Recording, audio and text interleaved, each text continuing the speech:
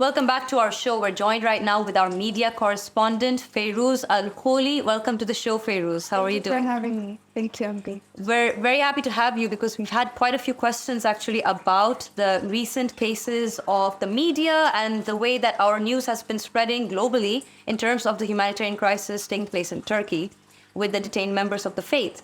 How the fact that the news itself of the incident, when it was quite fresh, Turkish authorities were not very happy with it coming out. Right. So one of the interesting aspects that we found out actually through an article that was published on a independent Turkish news outlet was that a Turkish journalist actually stated that they had received instructions from the governorship of Edirne that they do not report on the case. It was 3 news agencies who received this instruction. As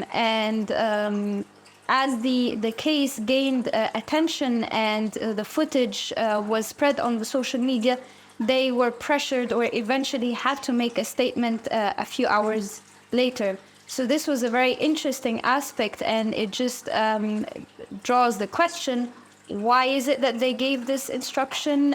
What were they, worried about? What were they trying to hide? And obviously, we do know, thanks to the footage that we obtained on the same day, the grave human rights violations and the border brutality that took place, the excessive force that was used on our members on that day.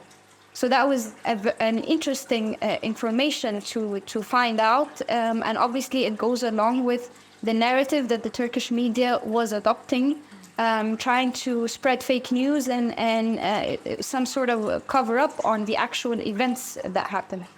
It was very strange to know that they were trying to make sure the news doesn't come out, and imagine without that social media pressure, how would it have reached the level it has? And it's very disturbing because the whole point of these agencies, these news agencies, is to make sure that the news is widespread.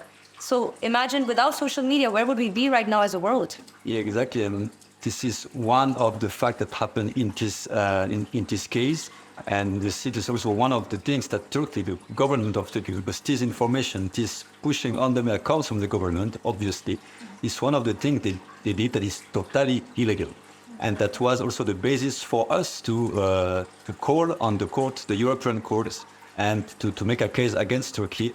Maybe you can explain, clarify for us what is this Rule 39 initiative? With the help of the Rule 39 pro bono project or initiative by CILD, and basically this rule or this request allows the European Court of Human Rights to request or order states to take certain action or prevent them from taking certain action for the protection of key human rights, or if there is a case of immediate or serious human rights violations. This is obviously a big step, a major step that is being taken at the moment. And a few of the requests, or some of the requests that were part of the application or that was submitted in the application, was obviously the prompt release of the members, especially because of the deplorable conditions that they are being held in at the moment.